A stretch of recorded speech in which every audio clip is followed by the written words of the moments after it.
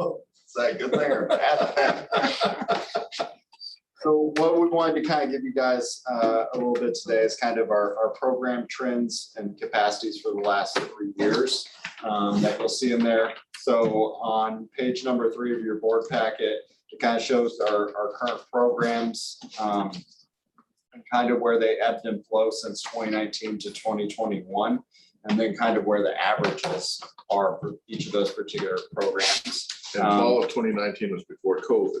So when you look at 20, that's COVID impact, correct? Yeah, so down at the bottom, there's a little appendix on the overall enrollments by semester, and you'll see that COVID started and was kind of present in March 19th of 2020, and it's still kind of present, obviously with the Delta variant and whatnot throughout presently in the semester, but most impactful in our fall 2020 semester. So you can see how we've kind of trended up across our program enrollments. A lot of that, as you can see with table number 2 in there, is because we've increased some of our program capacities. Our biggest one that's increased this year was our construction trade or construction technology program that went from around 20 students within the program to 30, right?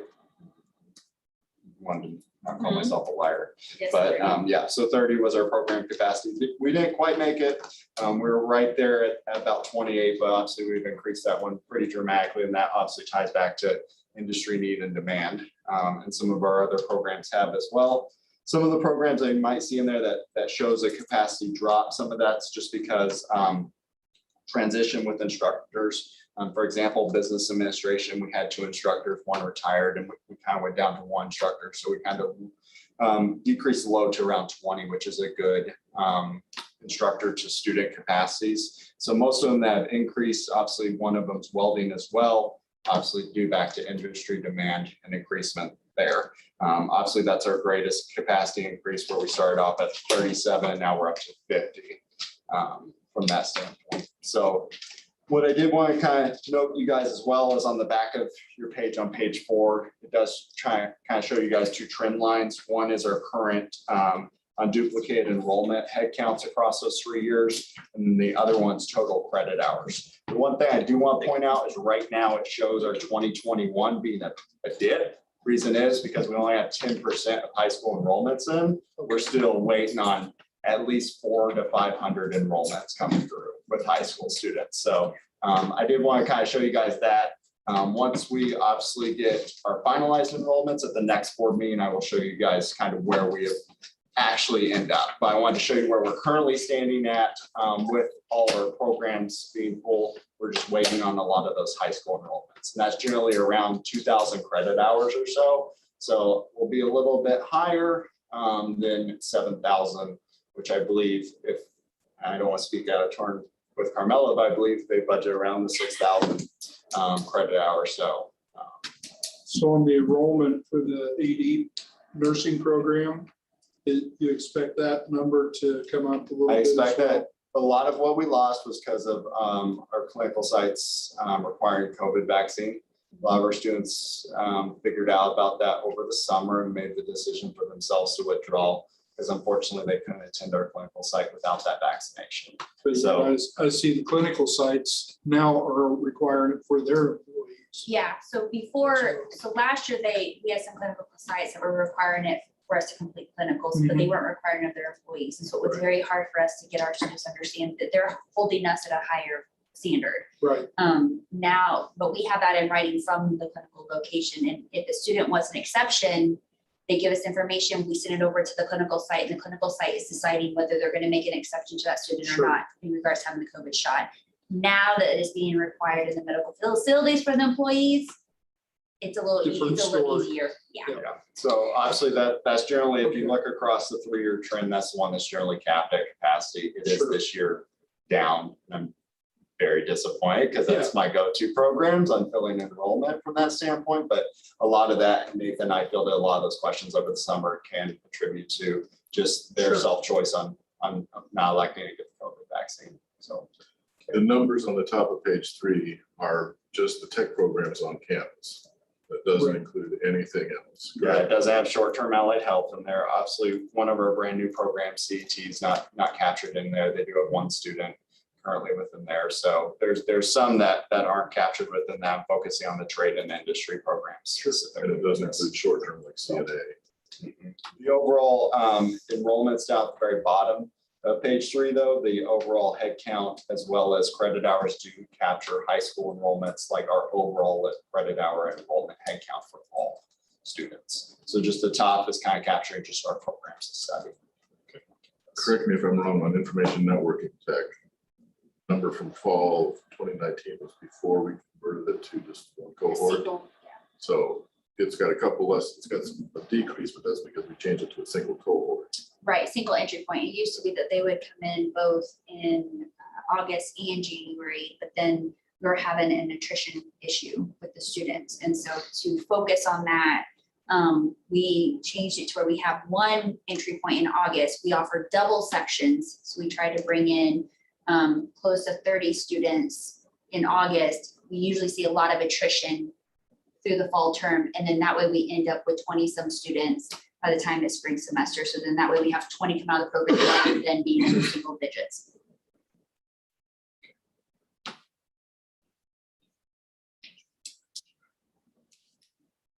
Is there any questions? about this. Yeah. Okay, I'm sorry. Any questions you guys have about enrollment?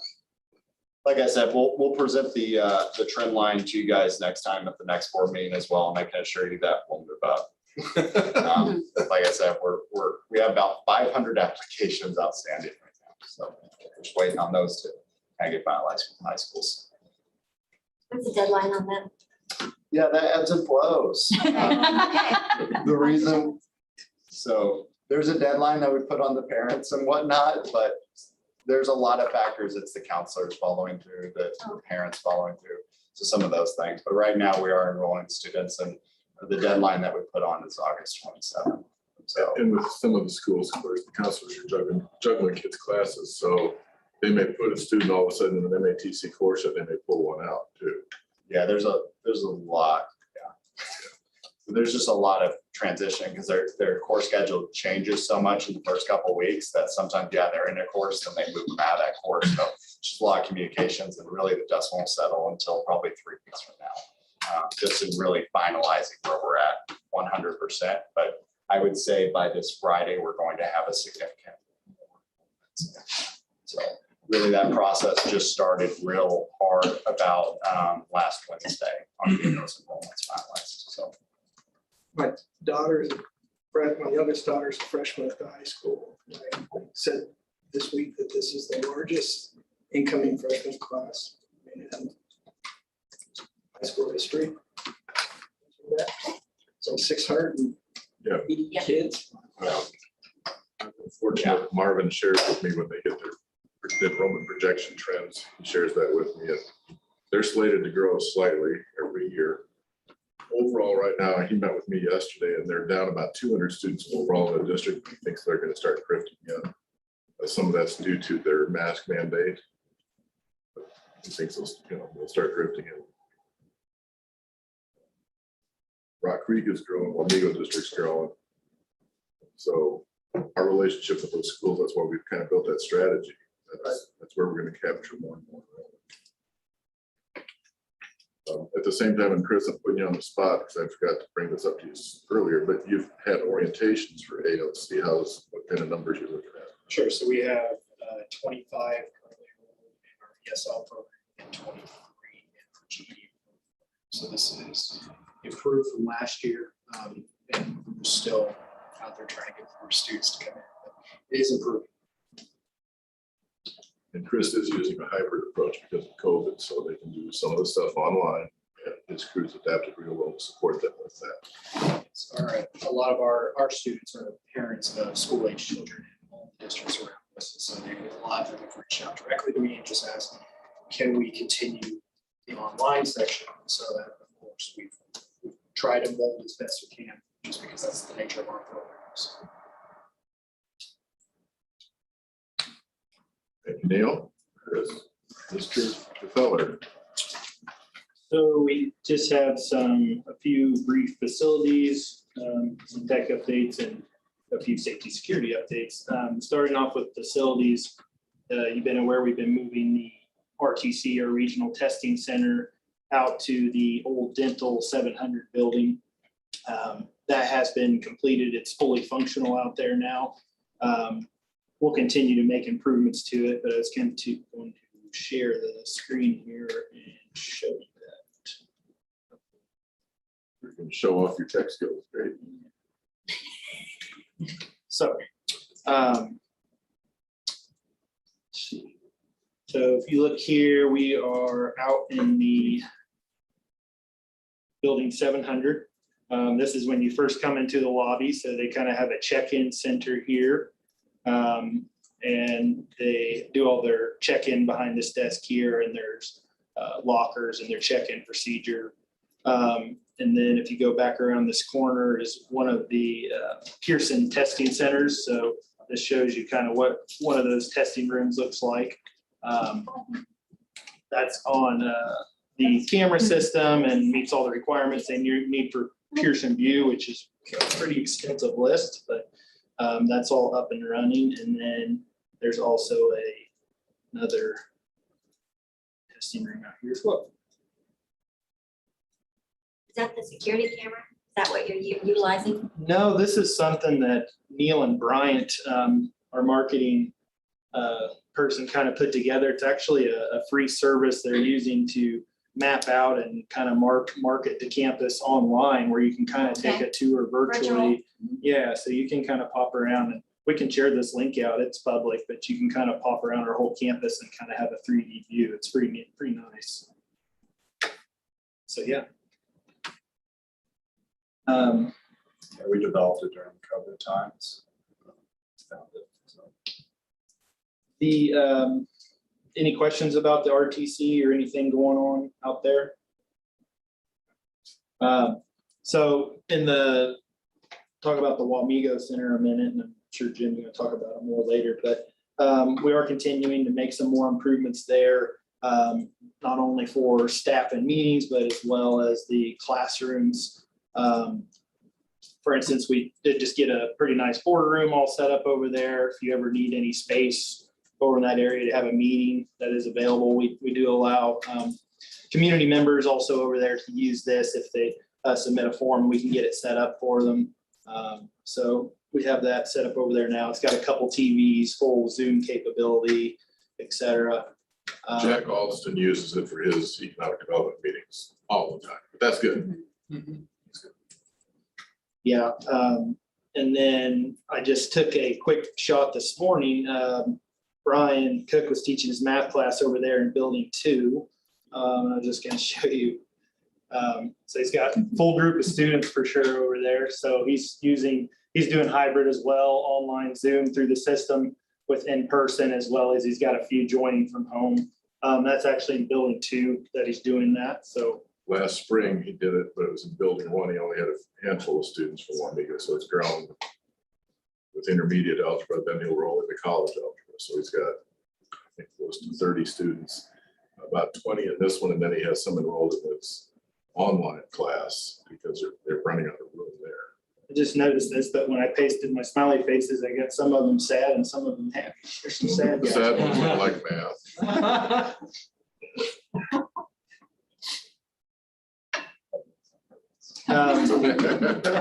And then you can see this classroom these desks are actually motorized. So when we get them finalized with the lab machines, they are electrical hardwired desks, so they are powered.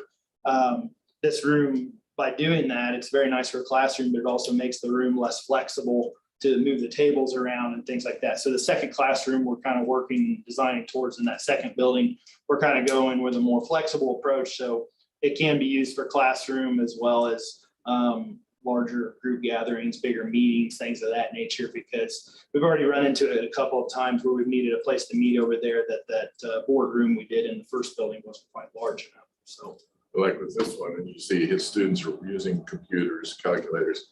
They need that charging capacity because they're bringing oftentimes laptops or tablets from the school district, and the battery life is up and down. Yeah. yeah. So see. Then kind of back over here to Manhattan Tech. I know, David, you were involved with kind of looking at some of the drainage issues that we had in the front side of the building. Greg is taking what you said under advisement, as well as kind of working with the roofing company and several different options. It's still pulling together some things back. We have had some contact with Alert, our roofing company, and I think in the next month board meeting, we'll probably have some more information to share back on recommendation on what we think. Hopefully it won't have rain like we did that time. Yeah, definitely. Yeah, we had about 3 instances of when it did rain this summer in that hard rain. Downspouts weren't adequate in the front. There was not one right up front, and it was coming back through the entry area and into the foyer, and some into the office area. So fortunately, with most of those times, we had people around that jumped to it real quick, and we're trying to push it, sweep it. We had fans out, but we've got to come up with a better fix. Yeah, I should have brought a picture of the outside, but kind of just right outside this foyer areas where we're talking about, we're having several different issues, kind of a perfect storm of things happening out there that during a really heavy rain is causing that water to rush into this area. So that's what we're trying to address. I blame the girls in the front office for causing it because they want to carve it. Wow. Reached out to Dave for his experience. He helped us on some things when he first got on the board with the housing issue we were having. One of the last houses construction trades built here in town. So he always comes up with ideas that we can follow up on to get it engineered right. So I appreciate that. And unless Sarah, Carmella, or Jim, or anybody else has anything to add on facilities, I'll kind of switch over to a couple tech items, or if there's any questions. So on the tech side, one thing we're currently working on that I think is worth mentioning is kind of an overhaul of the wireless security, as well as hopefully in the long term, making it easier for students as well as employees to join the wireless. One headache that every college has is the first day or the first week of classes is getting everybody connected to all your services with all their own devices and things of that nature. So something we're working on moving forward during the welcome email and upcoming semesters, or the welcome packet or orientation, or whatever we decide to work with Neil and his crew. The students will actually be able to join those devices to our Wi-Fi from home prior to coming on campus. So they'll go to joinwifi.matc.net, get a secure certificate with their new student credentials. Then when they walk on campus, they're already connected. That way we don't have situations like the other day with 40 nursing students all at once trying to connect to the same access point and connect and having some issues there. So that's the plan moving forward. We've got it up and running live. We're kind of in our test semester with that, working out some kinks, but by the upcoming spring semester, it should be ready to go. It also, going to that certificate method really improves from the security standpoint as well. So does it provide dual authentication? Yeah, and all so that? it sits behind right now our single sign-on 2-factor authentication. We're just at the opt-in stage, so we have it available to everyone. We don't force it. I'd like to get there, but you kind of have, kind of a campaign to 2-factor. We're working on it more and more with the employees, but so if the students have opted into 2-factor for our single sign-on service, so for email, all that, this sits behind that same log mechanism. So yes, it does. And that can be 2-factor with a text message, a personal email, or there's the 2-factor apps you can install on your phone as well. So we have all those options available. Okay. The printer and copier changeover and upgrade with the paper cut system that was presented to you a couple months ago. That's all up and running live now. Again, that's another new system that we've been working through some of the hurdles, but seems to be going pretty well. Also I was going to show you on that is down the road, just some things that we can provide to the employees as well as administration. It does a nice job of, we don't really need to get into the user reporting, but a really nice job of kind of giving us a footprint of our overall printer usage. You can see our time of days, as well as obviously can see when people started getting back on campus, and it's kind of hidden behind that window over there, but I think it was like a 1,600 page day.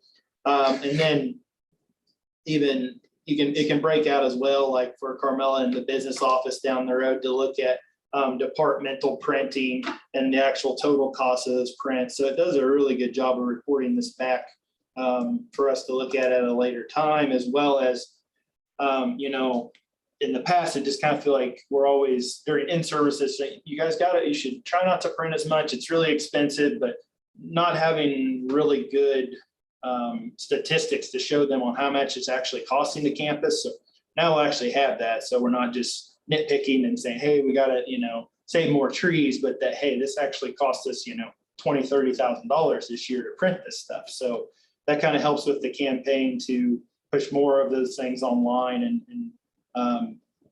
show them, you know, how much that's actually costing.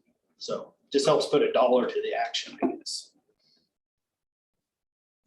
So we'll be able to pull that up from time to time. But the problem is right now is I think most of the biggest offenders are probably sitting in here. I'm top. What, me? No, I was like, not me. Neil told on stuff. Oh, I know it. All the flyers across. campus. Neil and I own stock in Georgia Pacific. We just love ourselves. This is kind of the last thing, just on the security side of the tech, we continue to work on our firewall and border protection stuff, as well as that secure connection back to Wamego. If down the road we ever have a additional location or something to manage, we have a pretty good system set up that's able to expand now to set up those secure VPNs to those remote sites and bring all that traffic back to main campus so we can continue to keep everything safe. We did do a safe defend drill. Are you gonna get to that? Yep, that's the last Fire thing drill. here. Yeah, so under kind of the safety security stuff, we did have a couple successful drills during in-service. We did another safe defend. For those that don't remember what that is, it's our active shooter system with the safes around campus that you can use your fingerprint to activate. We did some training with their trainer from Safe Defend company itself. And then we went ahead and did a drill for that system, activated it, and had a scenario set up to where everybody could kind of practice that in their own area. We did a fire drill as well. That'll went as planned. Everything went good there.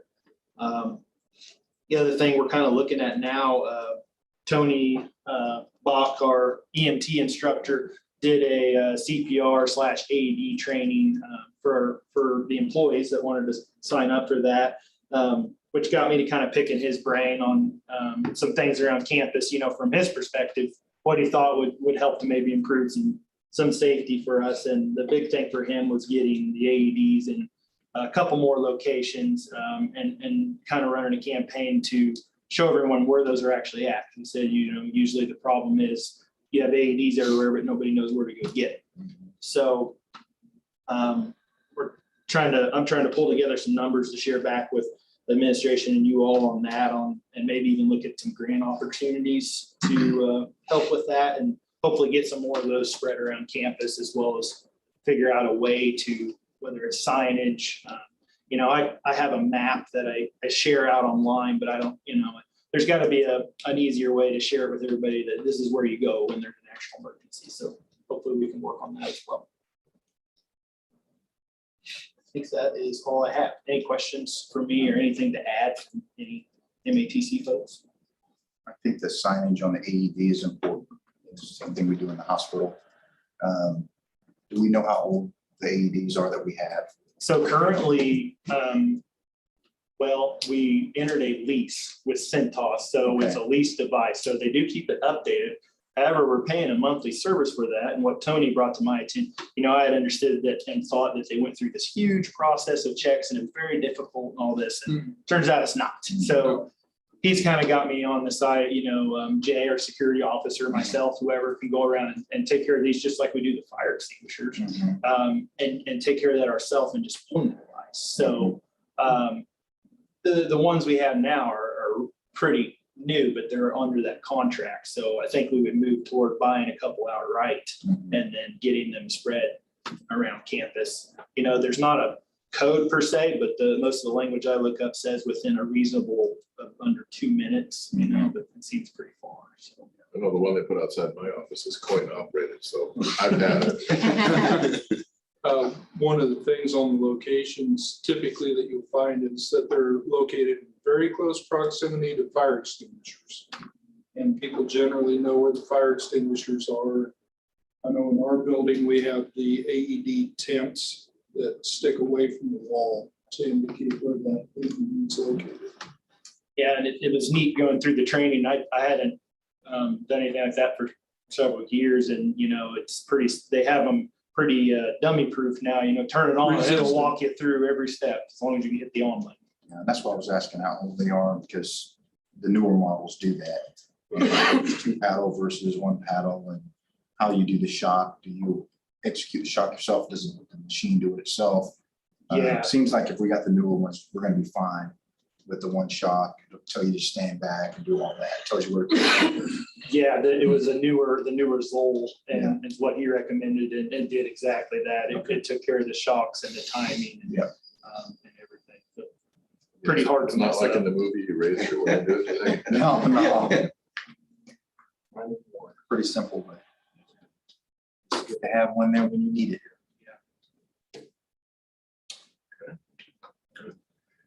Carmela, before you start, let's take a moment and introduce, or is she gone? Come over here. Introduce yourself. She's so quiet. I'm Hannah. I'm originally from Wamego. Now I live north of Wamego, about 17 miles, nowhere in particular, so just in the middle of nowhere. So, but yep, I grew up around Wamego, went to Emporia State, have a degree in sociology, and just moved back home. Now, Welcome, thank you. Welcome. Talk to you on the phone. yes. It's me. She's learning the foreign language of higher education, doing well. Casey and the other staff have been great at working with her, so good. She's kind of quite a contact. Welcome. I'm glad to have you here. No place in particular. Look at this. Does the mail run to your house? Takes like 2 extra days.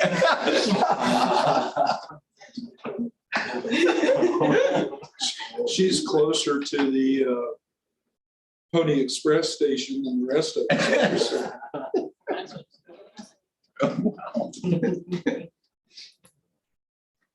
Miss Carmela, your turn. Oh, turned off my video. I'm done. No, good afternoon, everyone. I'm glad that we're having this opportunity to have this retreat. One of the things that I know Jim and I talk about a lot is that, you know, when we're presenting financials to you, sometimes it's so fast, you know, we don't really get an opportunity to kind of show you behind the scenes, and especially with our newer board members, we wanted to kind of put together some things to show you what kind of I do behind the scenes and kind of the things that go on in operations. So let's see if I can share my correct screen here. And of course, it's a PowerPoint. Jim did give me special permission because he did specifically say no PowerPoint. I said, please. He said, okay. So for me, I'm a little special today. So just a couple of things on the agenda that I will go over, some noteworthy items like process improvements, budget developments, how we distribute our budget, debt management plan, kind of our projections there. We'll review the stimulus and maintenance of effort funds. And then, of course, as always, we're looking for suggestions and ideas from you all, from the board members, on what you'd like to see with finances and things of that nature. So we'll kind of get to that. So when we talk about process improvements, what we're talking about is some of the things that this team of individuals, the ones sitting in front of you and some of the other folks at MATC have worked together to improve across the campus, not just in my area, but the ones I'm going to talk about today are big in my area, but it was just not my team or myself that implemented or planned these improvements. I had a lot of help from many of my colleagues, Sarah, Josh, Neil, I mean, so many folks. So many of these that you see, this is really just the tip of the iceberg on many of our process improvements, but just some of the noteworthy ones that I wanted to talk about. We've done a lot of reduction of costs by eliminating wasteful spending. We are really big into that. The team gets together often and we look at processes and we say, what can we do here to make it better, more cost effective? And when we talk about cost effective, financial folks understand that that doesn't mean the cheapest. It means what's the most cost effective all the way around. Two of the things kind of I added in here is that, you know, Sarah and I looked at the process of overload for our faculty and we changed that to make sure we were in compliance with their agreement, but also not having wasteful spending. Each time a position opens up, we look at the position and we look at the gaps that we have in the institution. And then sometimes, you know, we make a change. It's not an automatic rehire of a specific position for most cases. We take a look at that and the gaps, and we kind of say, okay, what is our need? And that has saved us some money. Of course, I said automation of processes to reduce cost, errors, time, and stress on employees. So in the past couple of years, we put together an electronic budget monitoring system, and we'll go a little bit more in depth into that in just a moment. With the help of IT and Neil, we have an electronic employment application, as it used to be paper, and lots of paper, lots of paper, lots of paper. So now it's an electronic document, which is more efficient for our office and for our HR office, and I think for the applicant as well. And then, of course, electronic document storage, instead of having the many file cabinets that we've had across campus when many of us started. We only have a handful now, which is great. We have implemented the strategy of the 80% release of budget. You've heard us say that many times, and I'll get into that a little bit later. And of course, we've had clean audits under this administration. And I'm not saying that there weren't clean audits under the previous, because there were, but these are just things, you know, we want to pinpoint. And then one of the most important factors that we bring up often is the CFI, the composite financial index. That's really important. It shows the financial health of institutions. And so kind of putting it together, what it was under prior administration and what it kind of looks like under current administration. Those numbers in red are below the zone. And if you are below the zone 2 years in a row with HLC, you are in big trouble. So as you can see, and there were 2 years in a row that previous years they were under the zone and should have been on probation, but I think HLC was really busy and kind of didn't get to us. So we take a lot of pride in making sure that the financial health of the college is on point, you know, because we matter. Before I go any further, does anyone have any questions? The CFI you see there, those numbers are fairly common among tech colleges and community colleges. Community colleges sometimes come in a little higher because they have the taxing authority that they have. That index applies to every institution of higher education that's accredited by the Higher Learning Commission. So the regions monitor it for the state universities, community college boards for their colleges, you for our board. Candidly, when I interviewed for the job, I didn't even ask about this, my error, because if I'd have seen those 2012, 2013 numbers, I would have said, I ain't coming. So that's like, holy crap. A person who doesn't work here anymore came in my office, I think about my second week here, and said, I need to show you something. That person showed me where we were, and I was like, part of it at that time, and Carmela's been here longer too. When I got here, the books were kept on ledgers. Nothing was computerized. Because I would pop in the business office every day and say, how are we doing? And it wasn't, how are you doing? It's how are we doing? Because I wasn't sure. So we have made huge strides in a relatively short time and with not a lot of people. to automate, upgrade, and be more responsible and accountable. And I want to thank Carmela, her crew, Josh, his crew, and the academic crew. Everybody stepped in on this to embrace it and use it. That made a big difference. Absolutely. Foundation been audited, is other rolling that they're now. No, the foundation will be audited next year. We've kept up on 990s. They've been under a threshold where they haven't needed audits with the Caterpillar donation we got for Wamego. We'll do, I was just talking to Carmela, we will do an audit this next fiscal year with that. Once it's audited, then information from that audit can be plugged into this. You think when next year we're gonna do that? She and I haven't set up a timeline yet, but we'll try to get that done probably, I'm gonna say mid to late spring. Yes, because it's something that Jim and I have talked about, and we want it to be done because the foundation is a part of the college and we need to be able to utilize those numbers, but also to see the financial health of our foundation. So, yes. That's one great improvement. Or do we do that in-house? On the audits, she uses a process, and if you recall, I think she mentioned this a couple weeks ago, it's coming up. The people who did ours with Barney's left Barney's. We're doing it with those individuals because they still do the GASB, which Barney's is not doing. But she and I have talked about how on regular interval, we want to put out an RFP to see if anybody else wants to do it. There is some advantage to having the same firm do it for 3 to 4 years.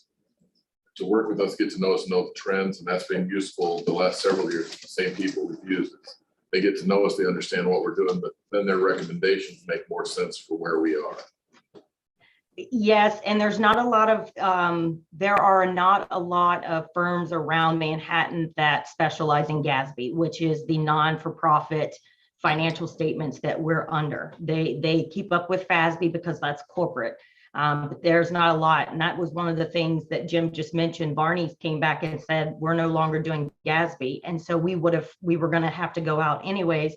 And then those two individuals came and said, hey, we've started our own firm. We're going to do GASB. And so that is one of those things too. When you want to shop local, it may not work if they don't meet the requirements that we need them to meet to do our audit.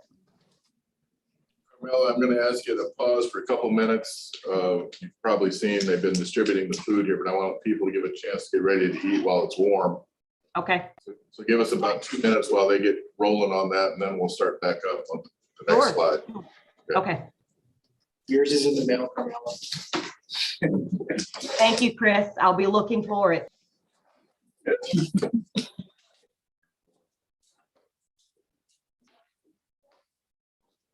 I know that. Forgot about. Run fish and chips. I got a Caesar. What'd you order? Ordered a Big Mac again. Tried to. Order burger. That's some chicken.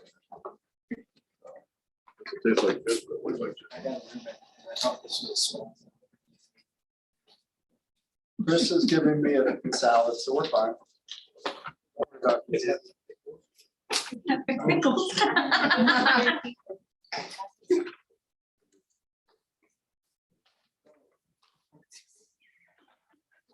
That's very. Need a course.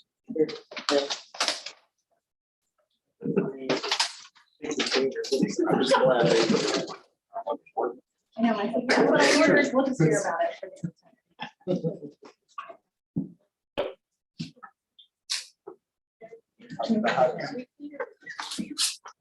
for the next time. Yeah, unspent. Now, we're gonna run that to my phone. Yes.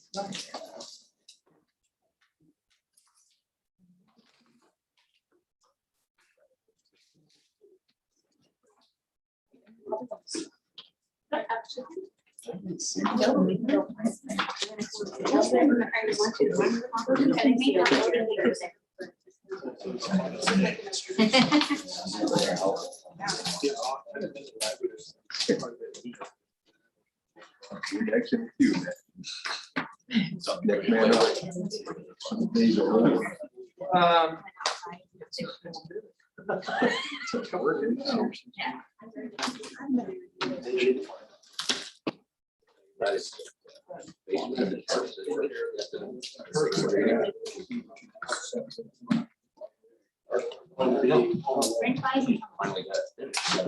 My beer. That bear? It's fine. My goal was just to pick up. I got fries. Fries.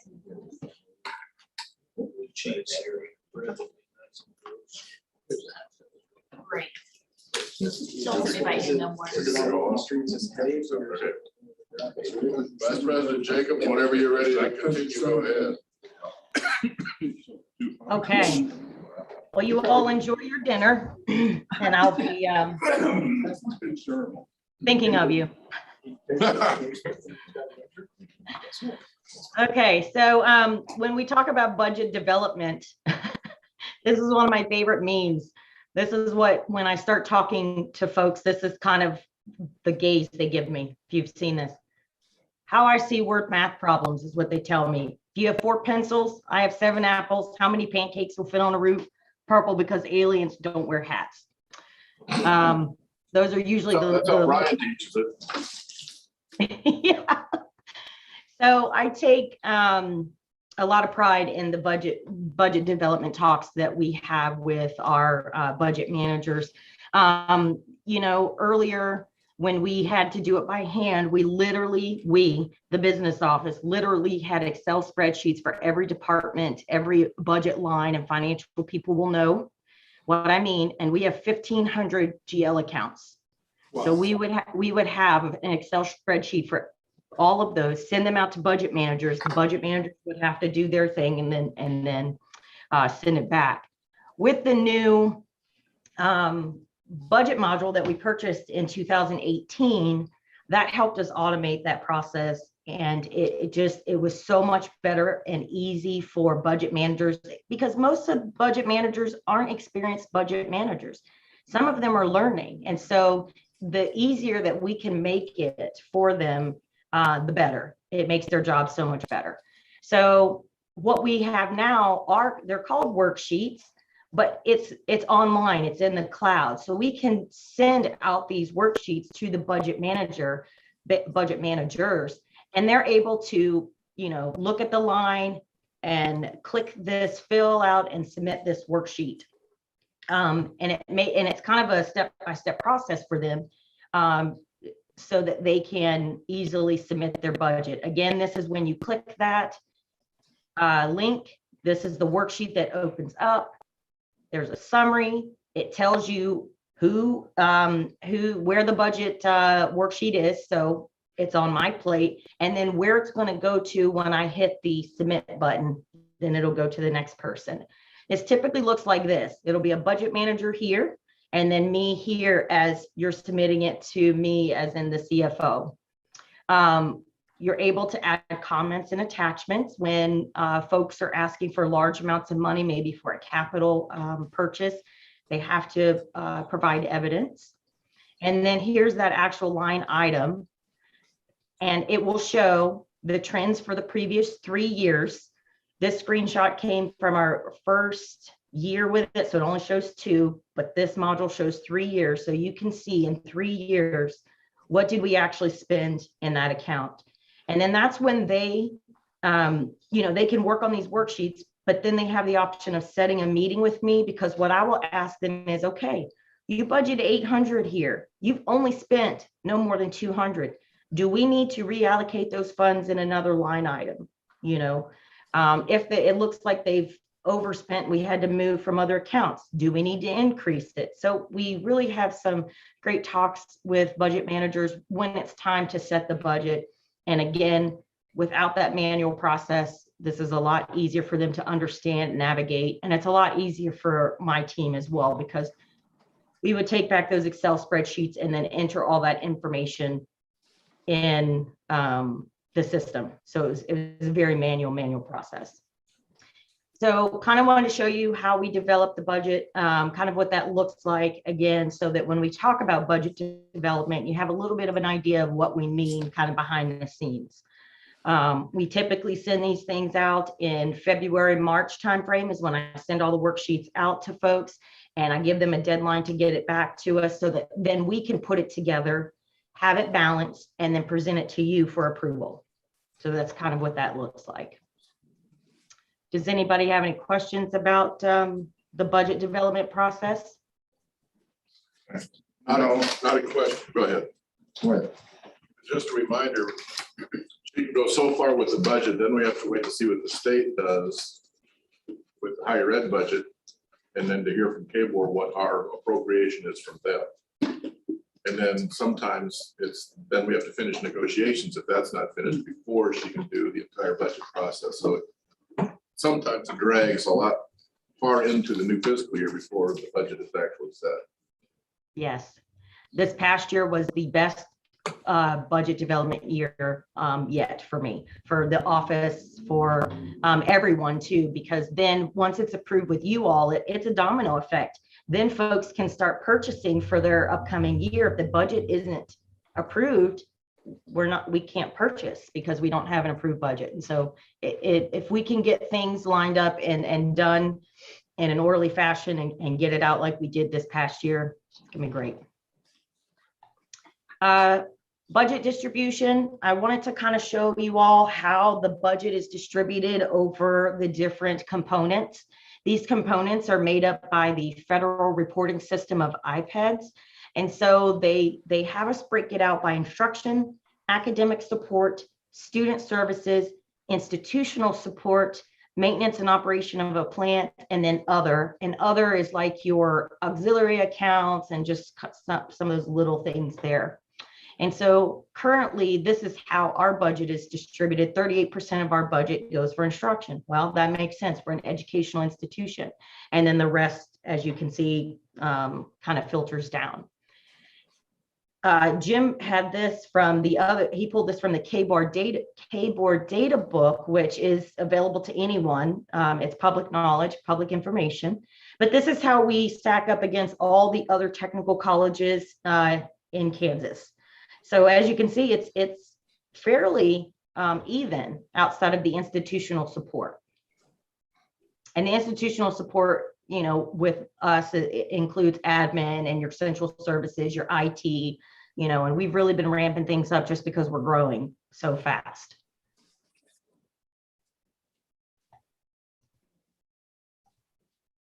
And then along with that, as I mentioned earlier, one of our strategies that we implemented about 3 or 4 years ago is that in order for us to maintain compliance with you all, our constituents, is to make sure that we're coming in under budget. And so one of the strategies we implemented was only releasing 80% of our budget until mid-spring.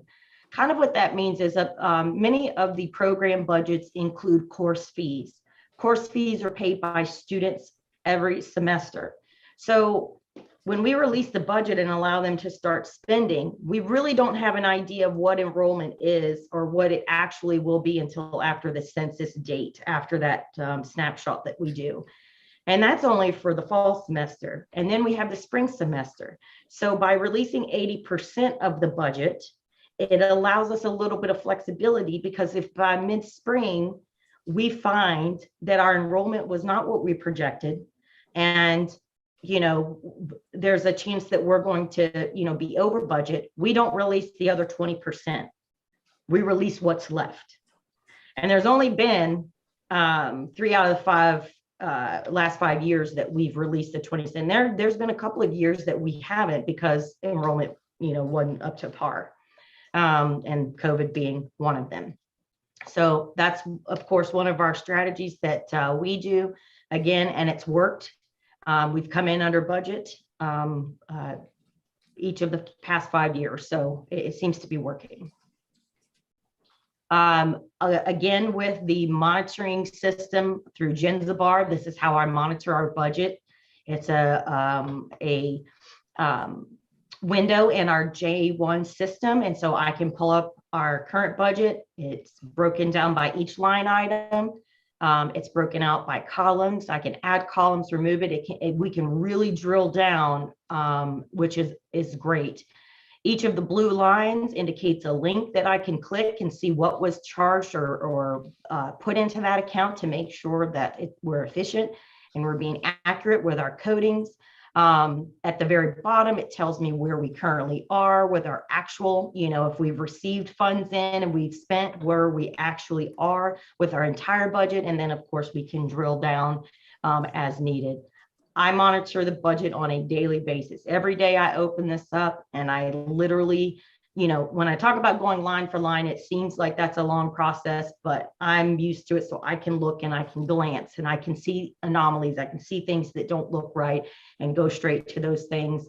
And then, of course, we have an accountant that does this as well. So we have two eyes on this at all times, just to make sure, of course, we're staying in compliance.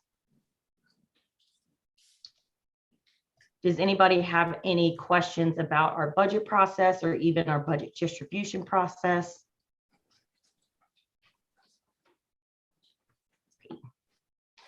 I like this tonight. This is easy. Because you're being quiet. This is I know, I was scary. waiting for questions. And just kind of to follow up with that real quick with year end, this is how we monitor spending at the end of the year. Our programs have a deadline that they have to spend for their program budgets, and that's April 15th. And that's because April 15th is about 1 month until the end of the semester. And so you should have had your course fees spent for that program by April 15th, because that course fee that's paid in by the student should be for those consumables for that program.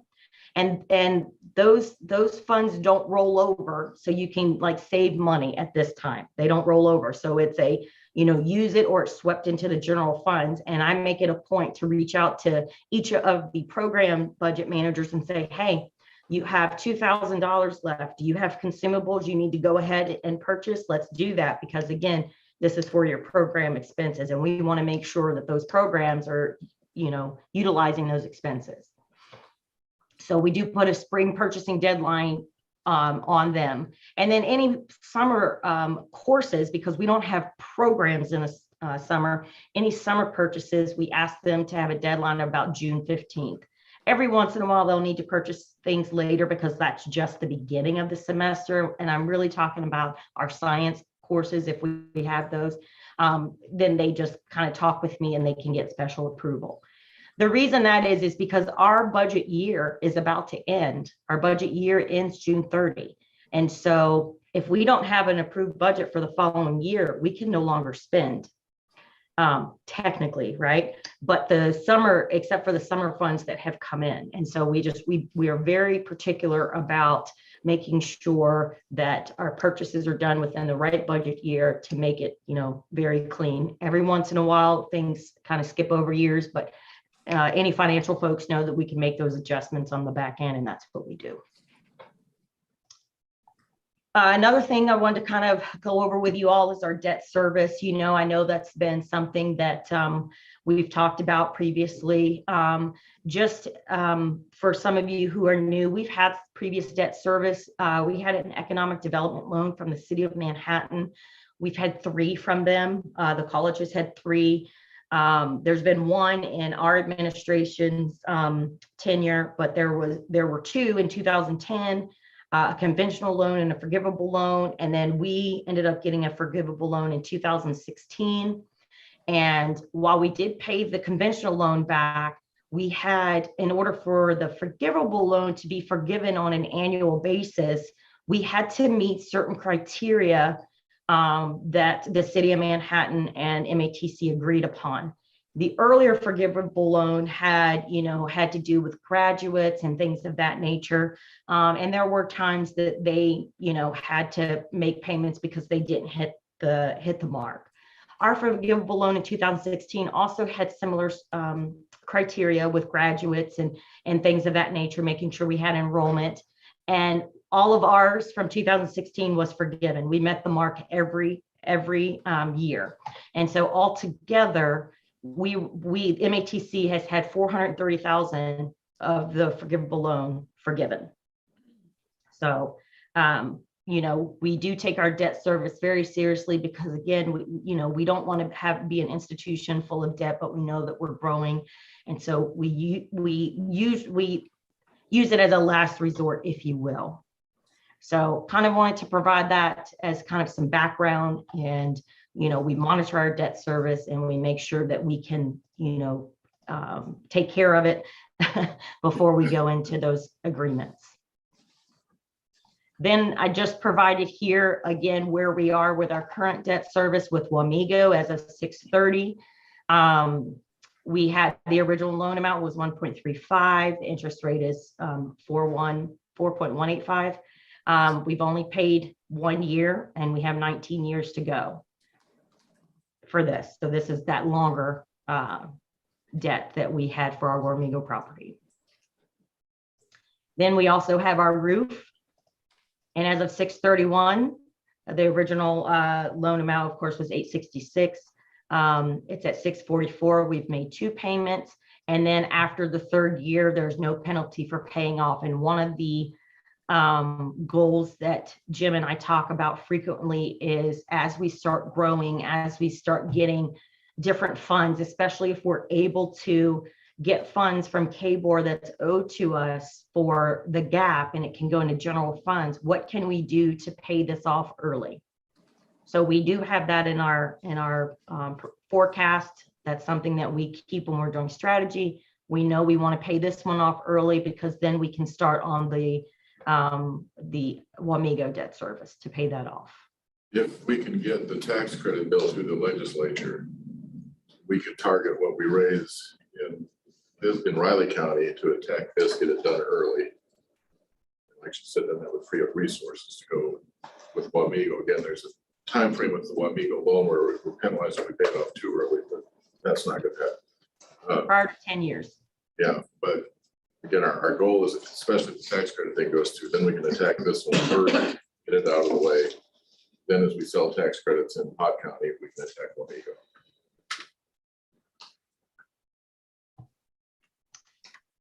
And then just again, a review of our stimulus funds. We were very fortunate last year to receive so many pots of funds to help kind of combat COVID and change our modalities and things of that nature. And so this is that same kind of graph that I've provided before, but this is the most up-to-date one.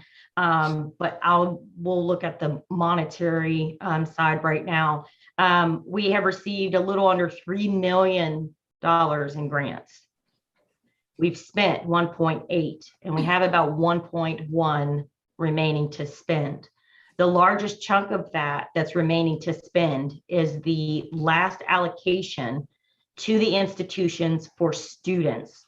We have $761,000 to award to students. And the bulk of what we've spent to date has been, about 50% has been for students, correct? Well, no. It's been institution has been the bulk of that. The students are altogether has been 1.1 million, but the rest of that has been us for institution. And that's supporting students too. That's supporting the programs and the COVID and modalities and, IT getting all the smart boards so students can Zoom in. So it's in support of the students, but so financial aid is currently working on what this looks like, because this isn't like Title IV funds where there's specific criteria.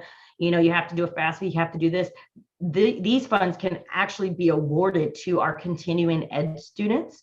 They can be awarded, I believe, to high school students. And so we're just kind of coming up with how this process is going to work, because that is a very large chunk of money to award to students. And then the remaining for the institution, we have some ideas on where that would go. Specifically, we're working with Train on some analytics for our HVAC system, Josh and I, and because we know that those units are not efficient and we need to look at replacing them and then upgrading and using data analytics. So there's a lot there. So that's kind of where that's why those funds are still sitting there, is because we're working to see what that looks like. And then Oh, I'm sorry, go ahead. Do we have any timeline that we have to spend these allocations with them? Yes, it's within 1 year, and each time they awarded another stimulus, they would review their due date and extend it. And so it's going to be at the award of the very last set of funds, which is going to be 2022 in May. So May 2022 is our deadline to spend these funds. Thank you. And then we were able to capture 624,000 in lost revenue. We did a calculation to show the revenue we lost last year on enrollment.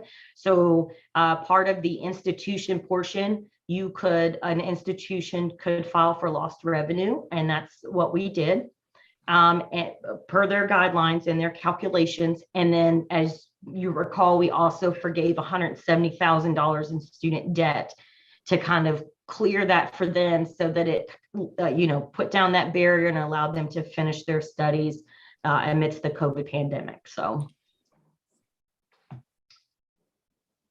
and our capital outlay maintenance of effort funds, you've heard us speak of this before. These are came from K-Board because they were required because of the allocation they received from the federal government to put more money into Kansas. And so, Jim's up there lobbying, and we appreciate everything he does because they're listening. But we were allocated $619,000 in capital outlay maintenance of effort funds. Our current annual capital outlay funds that we receive is $130,000 from K-Board, and then we have to match it 50%. So $200,000 for capital outlay. Well, this allocation is for equipment only. Those are the conditions on this pot of funds. So far, we have $515,000 in requests. And the way we evaluate those requests is we prioritize by location and need. So executive admin gets together, we look at it, and we go by priority. And right now, Wamego is the priority, completion of that second building.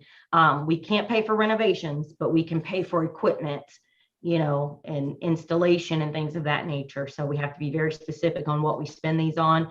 And we've only spent a very small portion of these funds for priority items. So Jim, I didn't know if you wanted to add anything, or Sarah or Josh. The projection is that the state legislature will have to do another round of maintenance of effort funds in the spring for this fiscal year, and then again next fiscal year. Now, nothing set in stone, and how it's been divvied out so far is how it's going to keep being divvied up. So that's one of the strategies we're working on with our lobbyists. One of the things we've addressed, and I'll talk more about it in a little bit, I talked to you about the gap funding. We're owed money from the state. They haven't recentered who gets what, so some colleges are overpaid, some are underpaid. So one of the ideas we've discussed with K-Board staff is to request maintenance of effort funds to go to the colleges who have been underpaid. Let's fill the gap, even if it's temporary, for a couple of years. In our case, that would be another 400 to 500,000. And by addressing it as the gap comes in as state general funds, we can use it wherever.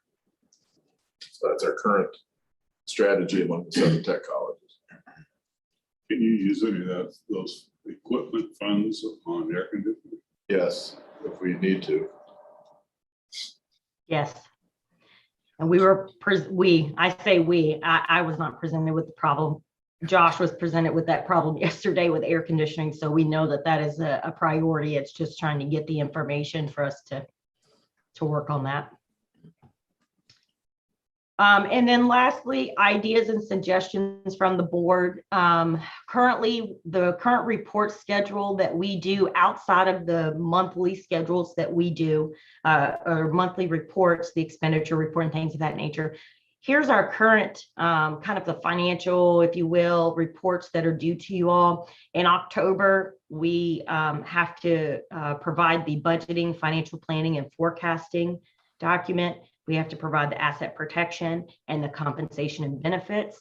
And then on a quarterly basis, we give you the financial condition of the college, and they're the interim financial statements. And so one of the things I'd like for you all to think about it is if there are any other types of reports that you are interested in seeing, and then how often, because again, we want you to have the information that you need about the college. And then I know that Jim has mentioned this before, and I'll let him kind of go into it, but we talked about a possible finance committee within the board as well. And so if you'll recall, I propose that we have 2 to 3 of you form a finance committee to work with Carmel and I. Scrutinize us, give us advice, how we help educate you to educate the rest of the board. So, to think about that, we can address it at the September meeting, but I would anticipate that committee would be probably on a quarterly basis prior to the board meeting. So again, when we get to board meeting, we can have your questions, so we drill deeper if that's necessary, or you have a better understanding to share with the rest of the board.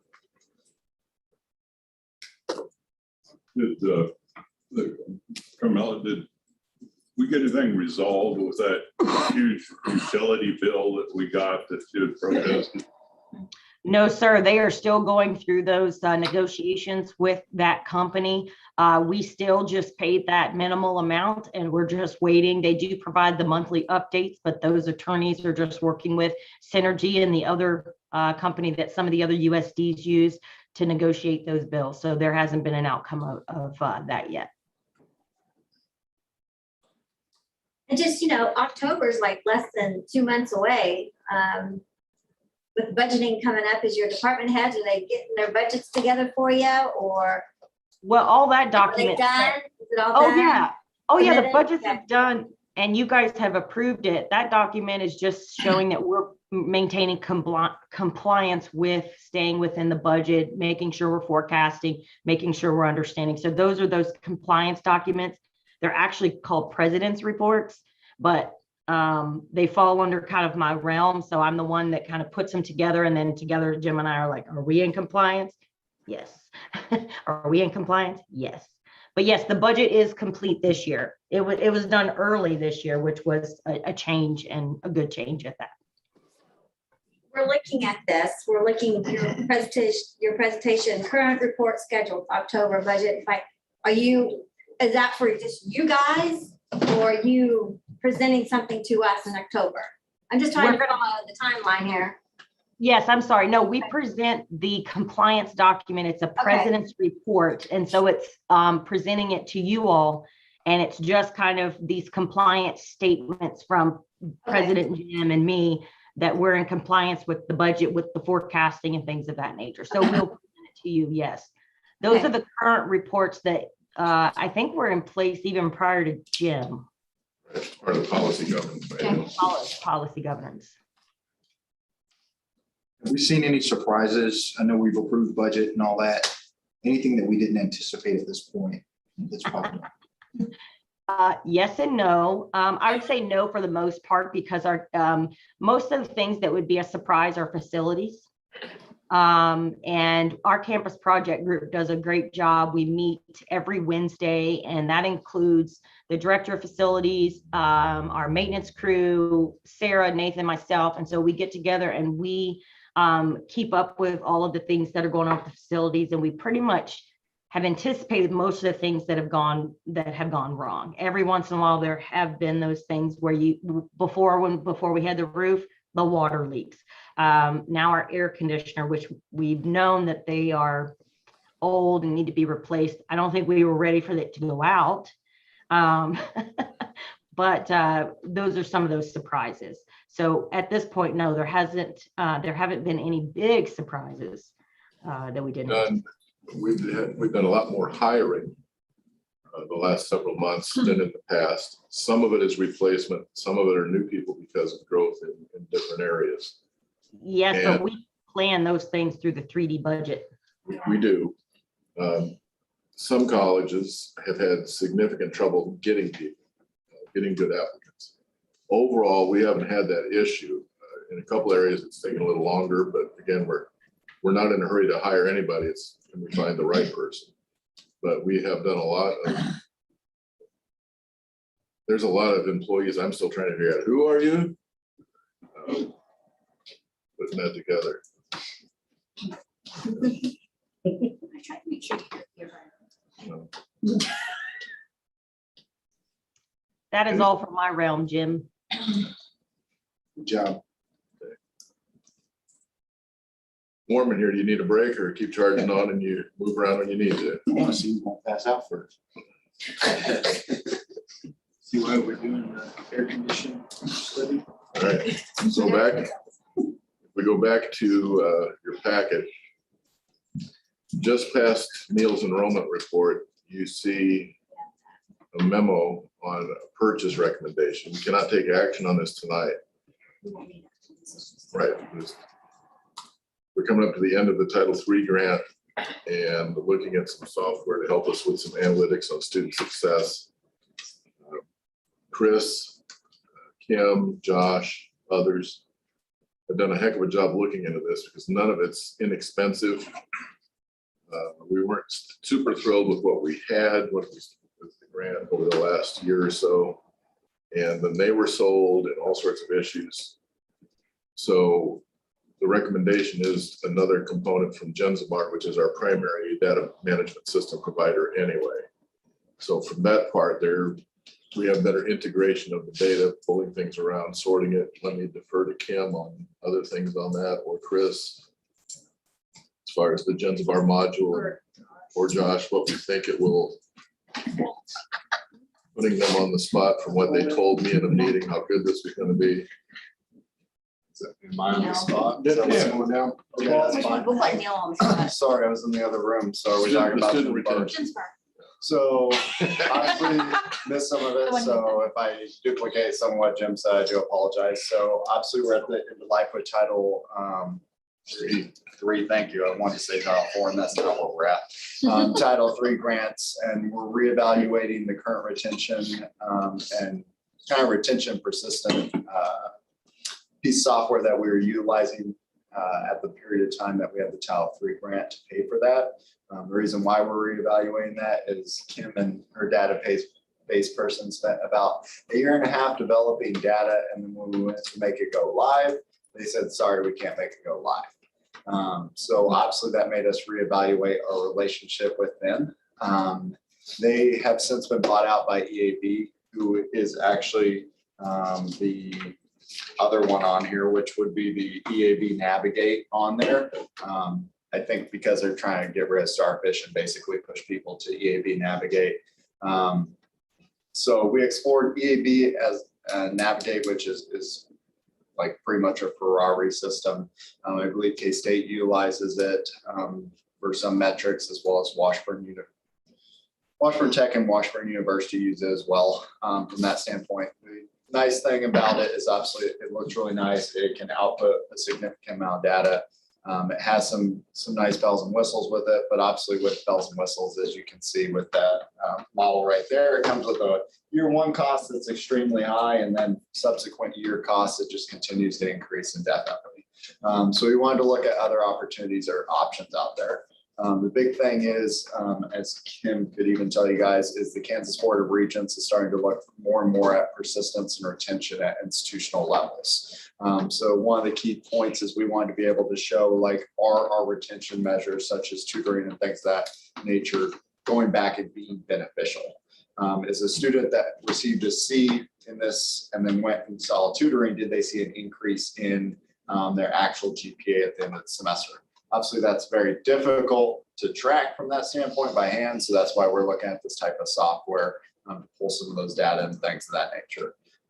When we started looking at other retention modules, when we had Starfish early on, GenSpar was off the map because it did not tie into our current LMS, which was Campus.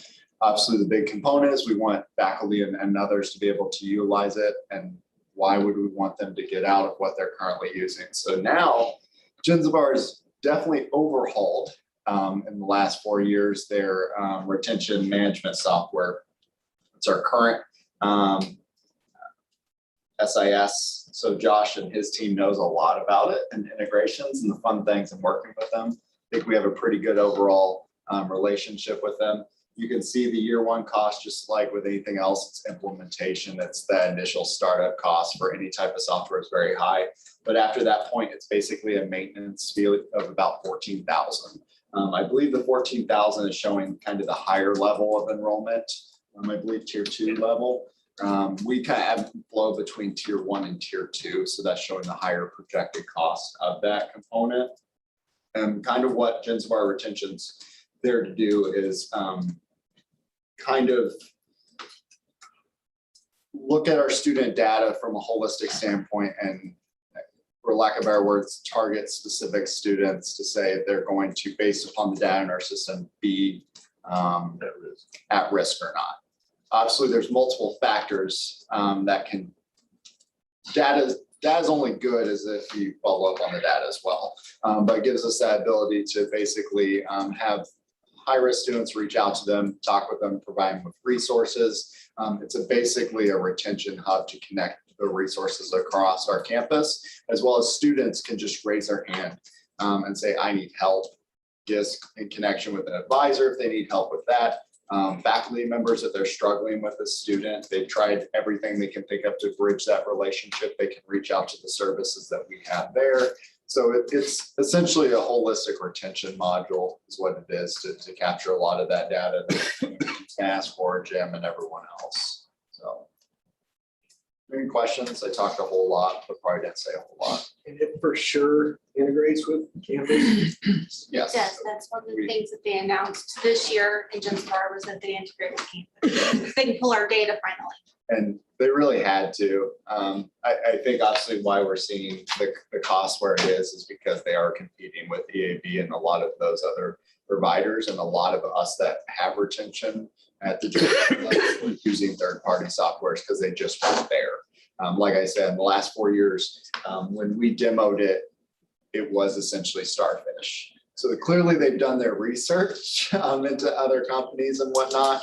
So what's nice about that is the user platform experience for faculty and others will be very similar. So the transition would be less honky. Has there been any discussion with other institutions that uses this program and software to see how they get along with it? Not currently.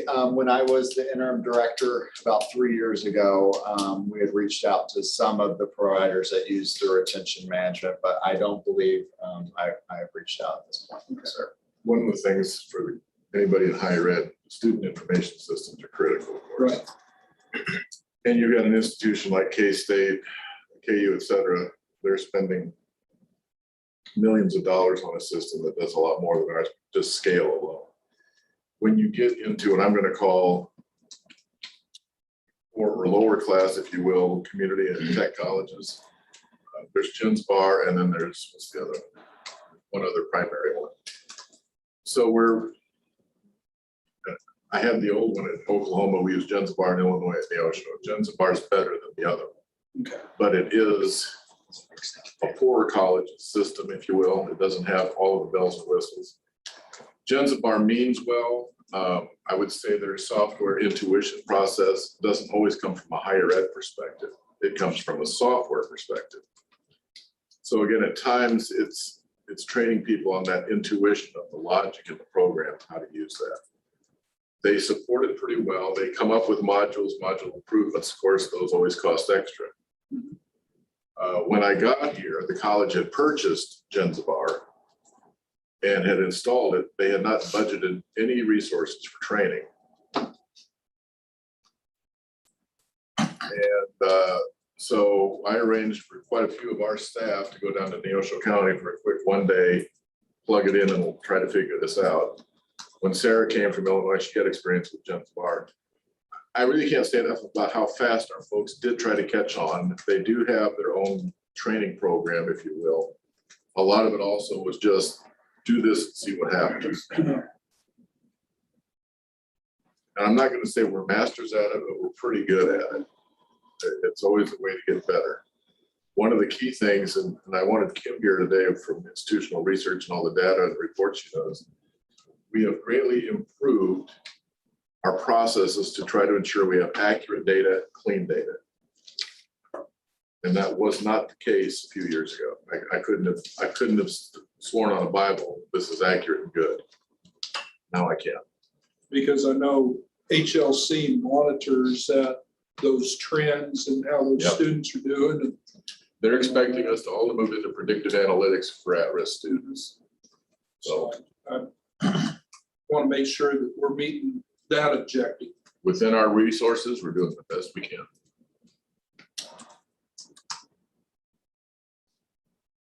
So speaking of data analytics, I'm going off script here, of course I do. We have Kim Withroder with us today. She is our Director of IR and Learning Management System Administrator. And so I just want to give Kim, since she's new to joining us, I want to give Kim an opportunity to talk about what her responsibilities are and how her department specifically is growing. No, when they told me about this last week, I was told I wouldn't have to speak. Sorry. I lied. We can do charades. We can do charades, we can. What I oversee is a lot of reporting. We do that reporting on the state, federal, internal, and accreditation levels. And so we manage all of that. It's our different reports that we have to look at.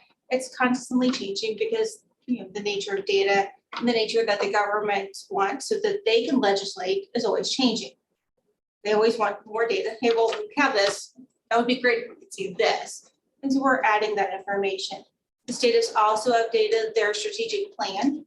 And if you read their strategic plan, it's very much focused on, you know, persistence, retention, completions, and then our students going out into the workforce and getting or obtaining employment that provides a sustainable wage In a related field. in their related field. Just fun to collect that information from students on, by the way. So I oversee all of that. And then in addition, I help oversee the accreditation process and kind of make sure that we're meeting all of those requirements. And then I also manage our campus instance and help all of our students and faculty use it. She's extremely modest on the HLC side. Yes, oh yeah, somebody has to keep me in line and straight. So I mean, much of our success with HLC, with the written documentation, data, et cetera, is because of Kim and Casey. Yeah. Because of Kim. I like it when I have a job, so. But Kim's being drawn in more into some of the admin discussions, so she knows where we're coming from. One of the things she discussed in all these reports, when KBOR asks for first-time, full-time students, they mean this. When iPads ask for it, it's got a different meaning. When HLC asks for it, there's a different meaning. So one of the big tricks with anybody in this business and her job is, what is it exactly they mean by that phrase? Never, never, ever is it the same across those entities. It would make reporting much easier if they would agree, but they don't.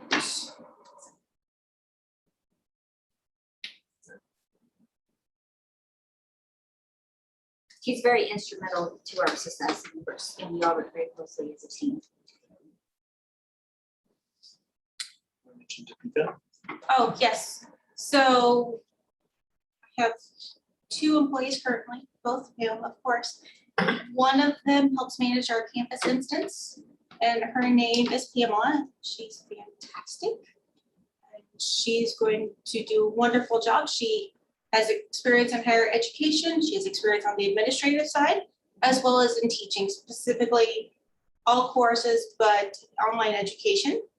And so she's going to come in and help our faculty be able to know how to develop a course and develop it to where it's following all this best practices so we can stay in compliance with best practices, as well as how to integrate some pedagogy into our online courses. So we're delivering that instructional method in the way students understand and addressing all of those different learning styles.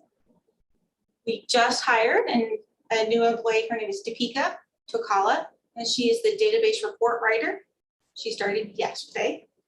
And her job is to help take all of the data that exists in Census in our databases and to pull it out in a report so that I can manipulate the data in order to do our reporting. Or to give you data when Jim asks me to. You say manipulate, does that mean make it better? Well, you can do anything you want, but no, it's more, instead of having just a spreadsheet that's rows and columns, taking that and putting it into where And we it's a can graph. reuse all Yes, that. that's what I mean by manipulate. Taking the raw data Okay, I was just wondering. Simplify it, so. Yes, But again, when I ask her for something, she reaches back to me to make sure she understands, what am I asking for? It's that level of interpretation that's so critical for those IR people to be successful. did you have a question? Those reports, do those include the adult learning program students? Most of them do not. When you're looking at the enrollment numbers that Neil presented, those numbers do not include the adult learning program because it's pulled from the reports that we turn into our state and federal government. And the adult learning program is a separate report. But we can start providing updates on your That's data. And we're starting to work with student follow-up surveys. Kim briefly mentioned that too, so we're trying to integrate them into the college. On behalf of the board, we thank you for everything you're doing for us to keep us straight. Thank you. So Jim, did you say that this is not an action item, that any action needs to be taken on today or tonight? We've worked on the pricing to get it within certain thresholds. And Jen's Bar, and again, I think it was Neil and Chris working with Jen's Bar, if I remember correctly. You arranged with them so that they understand what we need and our ability to pay. Okay. Could you put the packet back up on the screen, please? Okay.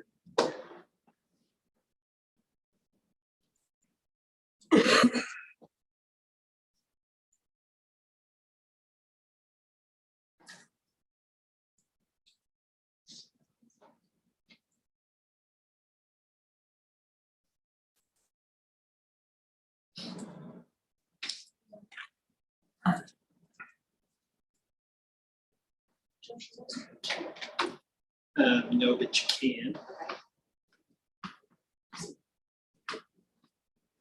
On your tablets, if you scroll down to where you see some coins, the heading is Kansas College Funding Model Needs Revised. The tech colleges are actively working with KBOR staff to address the gap. And the president of Salina Tech, Greg Nichols, he's the numbers good guy we have. We've asked him to put together some information, and then he condensed it into a one-pager. And when you look at that, the pie charts at the top are, that's what the funding formula says should be. So for community colleges, they should have 1/3 of their revenue from tuition, 1/3 from the state, and 1/3 from local taxing authority. For out-district students in the community colleges, it's supposed to be 2/3, from the state, 1/3 local. And then the same for us, again, for the funding model, we're supposed to get 2/3 from the state, 1/3 local. The reality is the flip. Then he broke out proportionally using the coins, how the current funding breaks down. This is actual based on the current gap report we got from KBOR. And pardon me for phrasing it this way, but you see in every of the tech colleges get leftovers. The community colleges are getting paid on a higher percentage on the out district, plus they're in district. Tech colleges don't have districts. Everybody's the same for us. So you see in his summary, tiered our tech ed courses, we get a higher appropriation from the state based on tiered enrollment. That would be like welding, nursing. Non-tiered are gen ed courses with no lab, so English, speech, psychology. So it's one of the best illustrations I've seen, and we're using it with KBOR. We're going to be using it with the regions and the Tech Ed Authority to educate them about things need to be recentered. We need that maintenance of effort funds plugged in. Hopefully they would stay plugged in at that level. But if not, we need recentering. Wichita Tech, for instance, under the gap, they are owed over $3 million. That's how big their gap is. I don't care what size institution you are, $3 million is money. For us, the gap rides between 400 and 500,000. But again, on our budget of $7 million, $500,000 makes a big difference. Some colleges, Cowley is the biggest college has been overpaid, and I mean, they're overpaid by like $1 million. The state, there's a proviso in the legislation, it's a no harm thing. That's why the K board and the legislature haven't been able to attack this, but that's why we're pushing it. It's time for that proviso to come out and recenter. Depending on your enrollment over a 3-year rolling average on how they compute this, you might be a winner, you might be a loser, but it's time to be fair. So I will keep you updated on that over the next coming months as we're working on it, because I'm going to want to educate Mike Dodson, Tom Hawk, et cetera, because we got to get the proviso out, and then we need to do the recentering. Okay, any questions on that? Go on down. So the 2020 census map, there you see it. Neon green are the biggest growing parts of the state. There's only 2 counties in neon green in Kansas, Johnson County and Pot. Our primary service area of Erie, Riley, and Pottawatomie County are all growing, different rates. But everything in red in the state, in bright red, is losing population. So again, you see, we're in pretty good position. Wichita, of course, is the institutions around Kansas City. Otherwise, people are kind of hurting. Again, this is important for how we start doing our strategy, our strategic plan, our budgeting, and our building out to the area. Okay. It's reinforcement that we're doing things in the right way with our strategy now. There you see the latest ranking from Wallet Hub. It came out last week. They do this every year, the best and worst 2-year colleges. Wallet Hub is a financial services company. They take a look at about 700 2-year colleges on cost, student completion, and student earnings. We've been #1 in Kansas the last 3 years in a row, 4 of the last 6. The handwritten stuff on the right is our national ranking. Out of 685 colleges, we ranked 107th. Hutch came in #2. If you scroll, you look toward the bottom there, you see Highland and Cloud, the 2 community colleges closest to us, and their national ranking. 685. 685 total. Cloud was 629, Highland was 536. And that's been pretty consistent for the last several years. Now, they don't rank every 2-year college in Kansas. I don't know why they don't rank all of them, but it's been consistent. We're #1. So again, you can want copies of that or whatever to share with people. More than welcome to. When we get a good ranking, we're going to use it. Okay. One of the things I've discussed with you is putting together an annual report when I reported back to you after my evaluation. And I've looked at some from different colleges around the country, and again, there's not action on this. These are the topics I think I want to try to gear toward. Our first annual report is going to be far from perfect because these poor folks over here have to find all this data and put it together.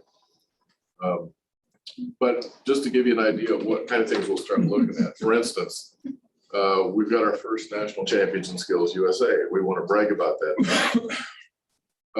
Employer engagement, everything we can do to emphasize that, tell the success stories is a positive. This annual report is something we want to put out to help build those relationships in the community. About fundraising. It tells our story. Starting today and over the next several days, I'm meeting with the Riley County Commissioners one-on-one and city commissioners. After we get some more information from BBN, I'll start meeting with the Pot County Commissioners and Wamego City Commissioners because we're going to need their help on some things at the Wamego renovation on the 3rd building. I hope in time I can do the same over Junction City and Geary. But this kind of information with the right pictures, the right graphics, tells the story in a very fast way.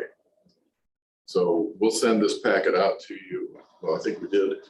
Yeah. So you got it, but again, you can look at that, give me feedback. That we probably won't get all those topics addressed for this first annual report, but that's what we're aiming for.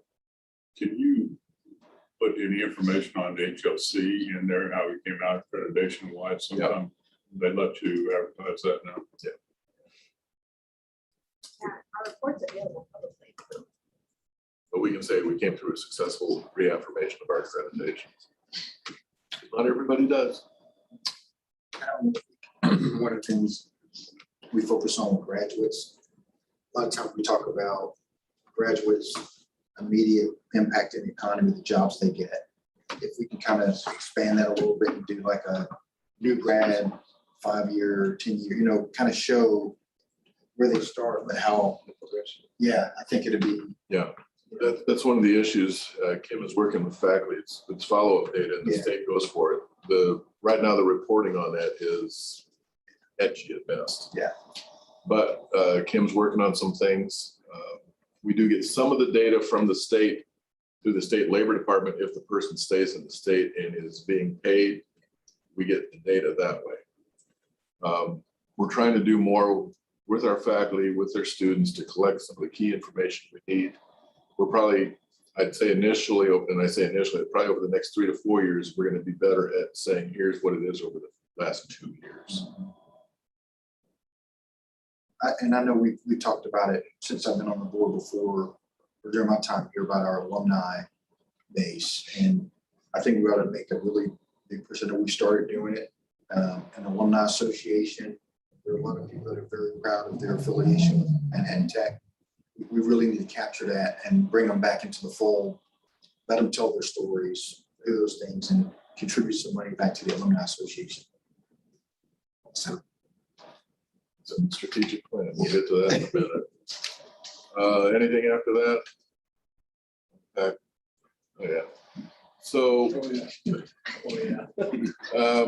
and again, what are we driving toward? You know, Jim's hallucination are these things and how we transition to become a Mid-America Technical College.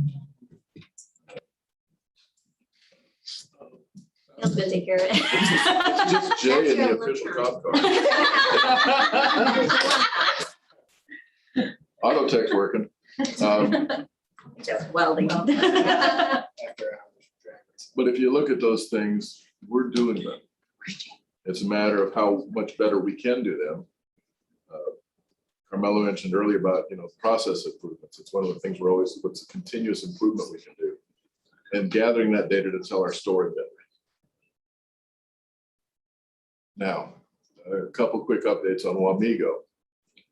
We got 185,000 in cash from Caterpillar, matched by the Greater Manhattan Community Foundation. We'll get almost the same amount of in-kind from Caterpillar in terms of equipment and supplies. So BBN right now is working on, you know, the list for the third building on the renovations to the welding lab. Behind that, we anticipate putting in an electricity training lab. We're going to have help from the city, and they know this, on extending water, electricity, and then we're going to have to look at paving more of the parking lot. We're going to want to work with the city to probably annex all of our property. Part of that property sits in the county, not the city. So those are some things we're working on. The chamber over there had me speak a week ago yesterday. 60 some people or so there. It was a pretty good crowd. State Senator Hawk and State Representative Carlin were there. It went well. I think the newspaper covered it pretty well. Yes. But we were stressing, here's our impact. Okay. Yesterday I met with Marvin Wade, superintendent here on the Career Academy. And I'm working on some build outs of some things. It keeps coming along because again, our focus right now with that project is what do we want it to accomplish in terms of career clusters, pathways, courses, programs. Then worry about where do we do this at. And for the most part, they're letting us drive this, both his board, you guys, it's on my plate. Now, there's all sorts of speculation. Somebody at the leaders retreat, you know, everybody's saying, you guys need the McCall building. Yeah, that's great. Not sure I want the building from what I hear. Big flat roof, lots of asbestos, it's old. I want the location. I also know the business leaders in town have different ideas. The thing is, we were part of that conversation at the leaders retreat that wouldn't have happened a few years ago. Friday, I'm meeting with Jason Smith from the chamber to kind of, you know, with what we're working on, where does it fit on his radar? Because we're going to have to figure out some place or places to do this career academy. We've identified 5 likely centers right now, one being healthcare and bioscience, one being food and agriculture. We don't do agriculture, but there's an interest in that. Farm Bureau has reached out to us. There's one on advanced manufacturing, construction, engineering, tech. There's one on IT, of course. There's one other one on transportation. The 7 technical colleges, we're trying to work together to go after state Spark funds and maybe EDA grants for advanced manufacturing, transportation, warehousing, logistics, and IT. So there's a lot of big picture items trying to come together.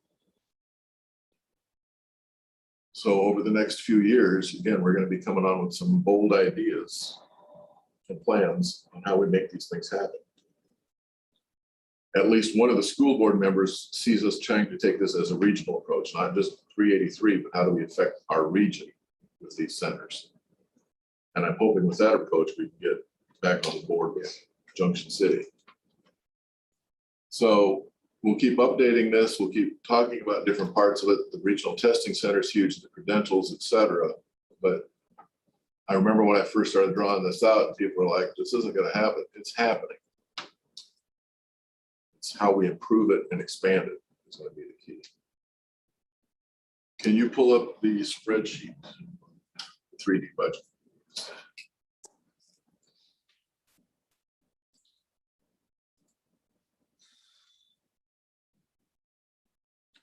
Harry Watt was going to be here tonight, but he's got a mother-in-law that's in some health issues. Harry's working with me a lot. This document is alive. It changes frequently. We're glad to send it to you if you want to look at it in more detail, but when we send it to you, odds are we've already changed it by the next time you see it. This is part of my holy grail that I've been working on for years at the last 2 colleges before I got here. And I think we've nailed it. So Carmela and Sarah, don't hesitate to jump in. I'm sure you won't. The folks over here, I wanted them here largely for this part. And we included this in our HLC stuff, but I want to walk you through some of it real quick. This combines our strategic plan, our build out of what do we need to do for the future, how it aligns with our strategic plan, the KBOR strategic plan, our accreditation criteria, what's it going to cost, and what are the sources for those resources. On the top, well, on the left column, don't scroll down yet, but in a little bit, you'll see on the left column is where we have the strategic plan topic areas. Then you see, can you go a little bigger? My eyes are good, but you see where it says core and the explanation below that. Core is now roughly for the next 2 years. Okay. I do not do a strategic plan that is the old kind of way of doing it, and then you do the business model. My strategic plans are changing all the time. Working with Carmela, you know, our goal is at least 70% of our resources go into core. It's what we've got to drive right now. Okay. But the cool thing with this are the next headings over. Adjacent, 30 to 60 months out. We're looking at existing, I could call products or markets, existing classes, if you will, and programs to new markets, or how do we come up with new programs to existing markets, et cetera. And you're putting 20% of your resources here because you know this is coming. Okay. Then coming attractions. What's coming around the corner? This is where I really hallucinate and drive everybody nuts. But you're trying to figure out, if we start thinking about this, is it going to be viable? Now, a few years ago, I did a grant off the top of my head. The KBOR got funded. We got a robotic welder. Guess what? Big mistake. Geez, no way. Can't use it. You know, and I was like, and then we're going to try to sell it. And now we've come up with industrial engineering tech and advanced manufacturing and industry 4.0. And all of a sudden it's like, yeah, it's a good thing we did sell that. We might need it. It's my fault for hallucinating, but how we've structured this gives us that ability to do some of that wild ass thinking. Okay. A little farther to the right, Carmel and I worked on some things back again to finances, and you business folks know this better than I do. It's just keeping in front of us how we work with those ratios. None of us like our debt service. I don't either, but our debt service are pretty good calculated risks on what we need to do. We had to have a new roof. Wamego is where we need to be. And we've got approaches on how do we pay that off sooner. Now, let's go back to the left side, please. One second, Jim. I was just going to reiterate that those ratios that Jim just mentioned are all part of the CFI. So when we do our CFI calculation, there are 4 ratios that go into it, and those are it. So whenever I provide the CFI, I can show you what the worksheet is, and it'll show you each of those ratios. And I know for financial folks, that'll be helpful. And tied to that, we have our audit coming up in a few weeks. And that audit, the college audit, and it's a big factor in those CFI calculations. Ratios. Okay, can we scroll down, please? Stop there. So, for instance, one topic in the strategic plan is on resource development. Now, I didn't put the whole wording from the strategic plan in there, but we know it's on research development. We start listing out what we need to do. We've got to raise scholarship monies, capital outlay, general unrestricted funds, and Title III endowment. You see in the next column where we start identifying where does that fit, what strategic plan objective, where does it plug into HLC criteria? This helps Kim, it helps all of us stay focused, but it helps Kim because HLC never goes away. She can start drawing from this and from the follow-up reports to plug this in for HLC criterion 5. We start working on projected costs and where are those sources going to come from? Scholarships, it's fundraising to the foundation. Capital outlay may be foundation, but you see the G for grants. So like the maintenance of effort funds. That's a source we hadn't thought of when we put this together. It wasn't available. You see the Greater Manhattan Community Foundation on the Title III challenge. We need to also plug it in with Wamego. I'm not going to take you all the way through this. We'll send it to you, but you see at the bottom, Carmela is building out tabs. So we can go into more detail about Wamego, the campus here, Career Academy, equipment, capital outlay, etc. This becomes a crazy document to work with, but it also keeps everything on your radar. And it ties it back. Why does this matter? Where does it relate to strategic plan or HLC? It keeps us focused on things that matter. Scroll down a little bit more. A little bit more. A little bit more. Here you see on students, student retention and completion. Again, KBOR's big thing is on-time graduation rates. It's also a big thing to us, student loan default rate. Do they go into related occupations to the program with sustainable wages? Again, we've taken a lot of this from the strategic plan or from the KBOR plan. How do we track that? That's what Kim works on, so we can plug in the data.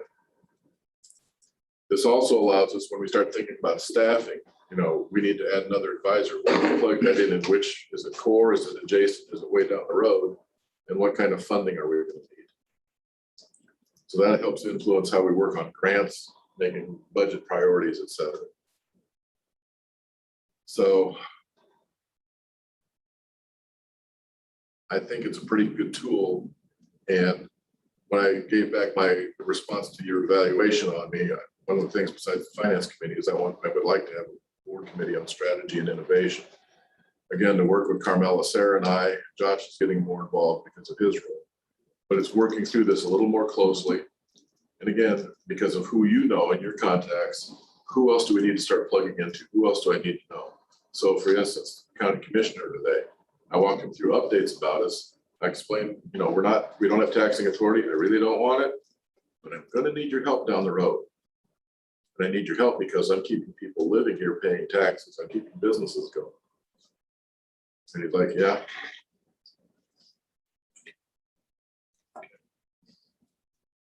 Questions or comments?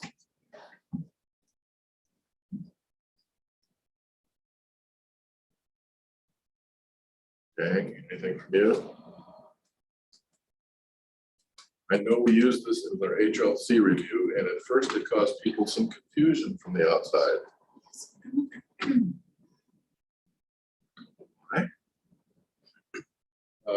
But as the folks in that committee talked to the HLC folks, then it started clicking. And the HLC person that was here, I think he finally understood it. We have a strategic plan committee with Sarah and Brian Cook, Greg headed up. So they're, you know, again, they're gonna give feedback to us, but again, this changes depending upon the opportunities that arise, circumstances that arise. For instance, we didn't know about, you know, this big bad issue we have in the front part of the foyer with training. We gotta take care of that. That's gotta get plugged in. Let me pause. Carmela, you work with this the most, even more than I do. Anything you want to add? No, I think you nailed all of the points on here. This is definitely for us to continue to use to forecast, to project, and it gets larger each day. And as Jim stated, it changes daily. So no, I think you pointed out everything. Sarah and I are going to present about this in a few weeks in Kansas City at the Council for the Accreditation of Two-Year Colleges. Yes. And then for the National Association of Community College Entrepreneurship in October. And then I'm also going to submit it to HLC because it's a very unique way to look at your priorities, plugging in those accreditation criteria, that alignment, as well as resources. I don't know if there's a question specifically to this, but does the college have a deferred maintenance budget? Carmela, did you hear that? I didn't hear that. I'm sorry. Do we have a deferred maintenance budget? We do not have a deferred maintenance budget. We have a deferred maintenance list that we look over it and work with on an annual basis, but we don't have a specific budget. Anything that happens, you know, unexpected, of course, we go into our budget or our current budget year and or reserves, but we don't have a specific one for that, no. It seems like there's a lot of old stuff that's starting to show its age. It's a huge topic with the state regions, especially with universities. By their estimation, for the universities and all of the colleges in the state, the total backlog of deferred maintenance funds is $2 billion. It's a big issue with Mark Hutton on the regions. And they've actually instructed the universities to be able to use 2 to 3% of their budgets to add into deferred maintenance within just a couple of years.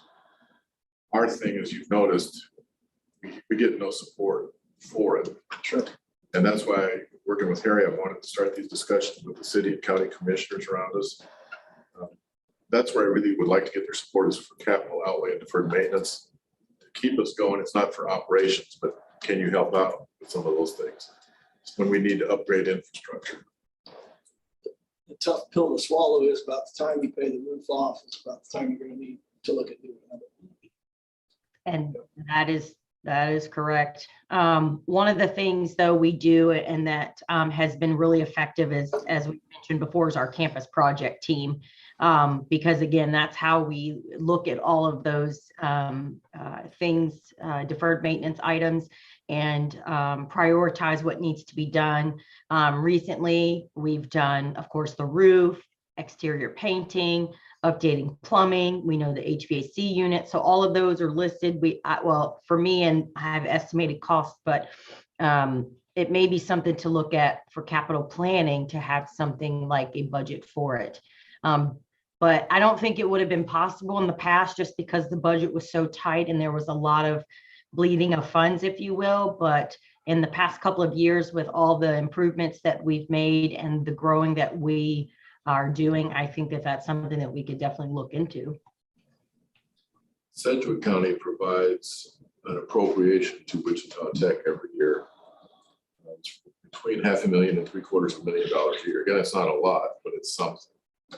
It's not taxing authority, it's just an appropriation from the county. Flint Hills gets a little over $100,000 a year from Lyon County. So there's a little bit of precedent to bring up with that. And again, part of that is getting the message out to these commissioners why we matter, look what we're doing for the community without any taxing authority.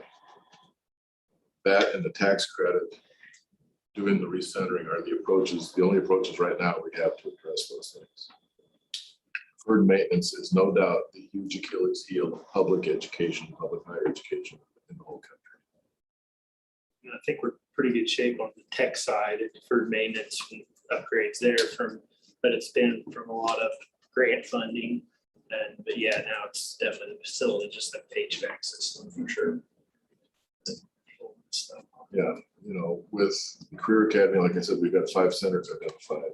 We're gonna put it all under one roof. Where's that gonna be?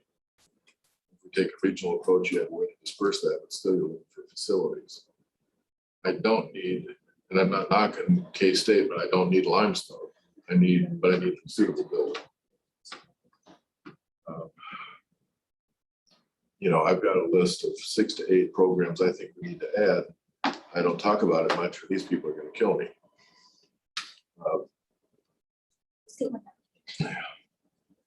But I also know most of those programs, you can make a strong case regionally, they're needed.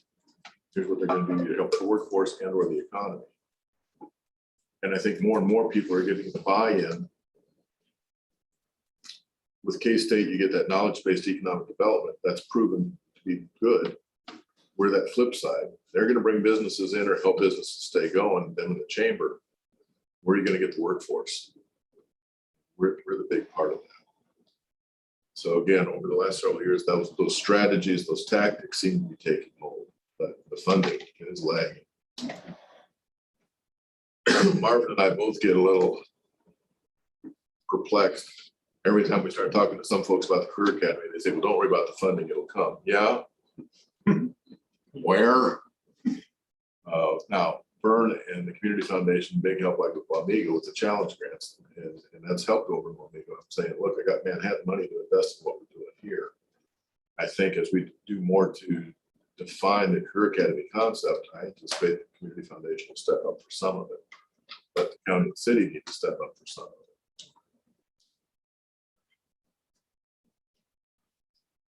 Have you gone public with this rebranding yet for Medgar? It's not a secret, but we're not promoting it. We can do that. You know, we keep MATC. It saves us some money on rebranding.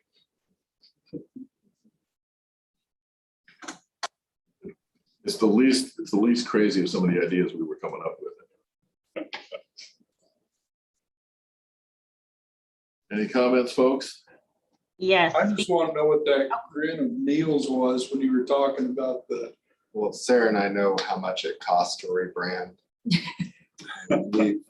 Since we've been here as an administration, where we started at and where we are now. So it's just, when you do a rebranding, to do it right, there's a substantial amount of money to allocate towards that. So that's why I smiled.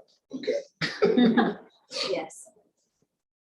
I was just going to make one request, and it's just something that Jim said earlier. He mentioned that we receive funds from a certain person or company. That is not public information. So please, if you would, keep that with you for now until they decide to make it public. Yeah. And well, as Paul Allen and Kat said, they can't control what we say about it. They want to save the publicity for when we open the lab. You wouldn't have brought it up. We forgot about it already. Yeah. You know, and they could have done more. That we did get an extra 20,000 out of cash over what we first discussed. But I know if we could put a welding lab in there, it's not going to help just Kat. And if we can put that electrician lab in there, we are talking to another college in a week or two to see if we can work a deal with them for them to bring their CDL program into the area. I think if we can do that, that'll help drive some resources for us to put into diesel mechanics. More and more businesses around here know they need what we can do. It's how we can expand that capacity. I also have the economic development folks from Bunsey County and from down in Council Grove coming to see me. Their request to talk about what we do. So that regional approach is getting across.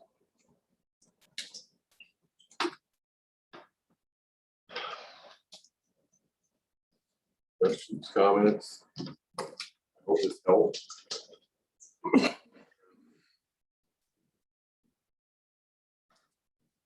These folks are going to be muttering under their breath for days. Nothing new there. The other thing I'll say, and these folks supervise everybody. most part. Our faculty and staff do one heck of a job. If you just seen yesterday, the total chaos here was the first day of classes. The air conditioning over the nursing area went out. Whatever could go wrong seemed to go wrong. But people kept taking care of things and people helped people out. The quality and level of what I would say customer service and customer care was amazing. And that's because all of our folks, no matter what they do, they own their job, they see our mission, and they believe in what we do. Neil's got a person in his area, Michelle. I don't know if you've kept track how many hours she's put in. I don't want to. Yeah, I think. What I don't know is best. I think she's in about 100 hours a week. Seems like she beats me here. As fast as Lauren can process some of that secondary enrollment and Michelle with the admission side. And Michelle's phone is ringing off the hook with people wanting tours and appointments, and her emails popping up all the time. Again, we have amazing people. So your support with the raise we were able to give, covering health insurance benefits the way we do is appreciated. These folks do amazing work. Okay, Carmela, anything else?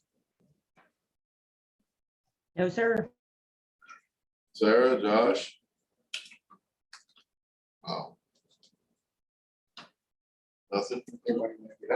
I know, they all want out, get out of the heat. Has Highland said anything about stepping on their toes or anything? Or are they welcoming us with open Yeah, arms? we're going that far. Their president was at the Wamego Chamber meeting when I presented, and She's lovely. You're waiting for the lasers to come out. and Sarah and I talked to her beforehand. I said, I'm gonna talk about, you okay if I say, you know, we're willing to collaborate? Yeah. You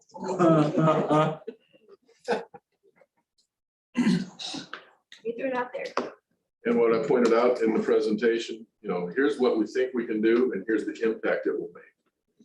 If we can churn out 12 CDL drivers per section, here's what they're gonna make.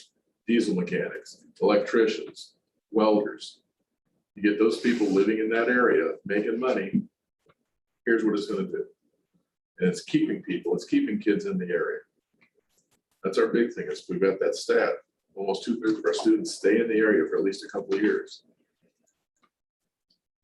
In a few weeks, Sarah and I have been invited to meet with General Myers and the provost.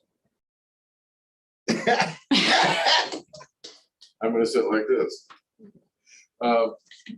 Yeah, General Myers reached out to me about meeting. He didn't say what about. I've got a pretty good idea.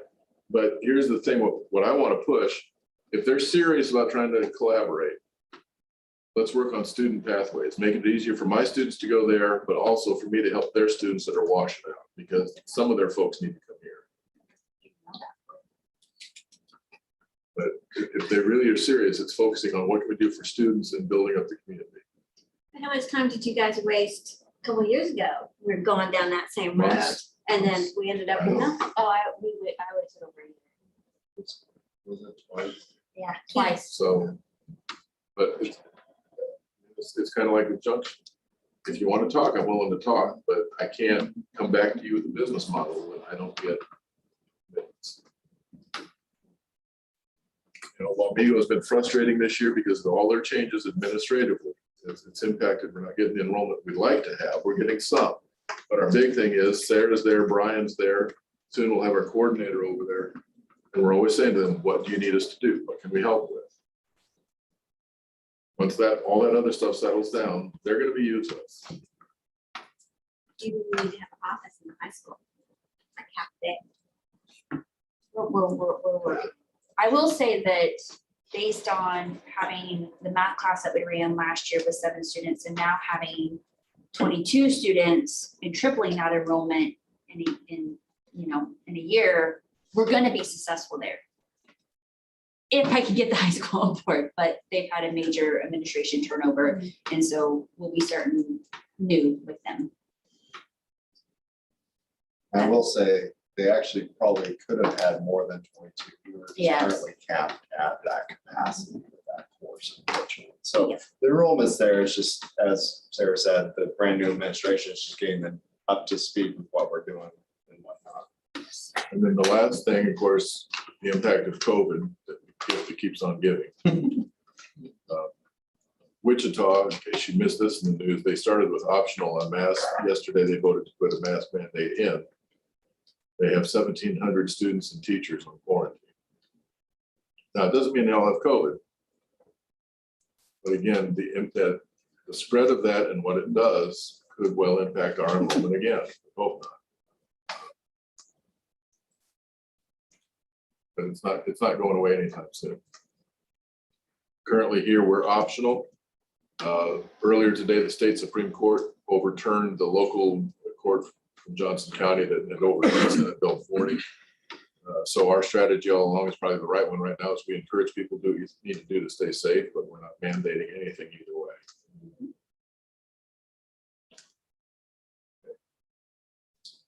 Thank you for your time. Please don't hesitate to follow up with me if you have questions. David, can I announce what you did? Can I announce what you did? Yeah, I guess so. Kind of a trick question. David and his wife graciously set up a scholarship fund yesterday with us for construction trades. So,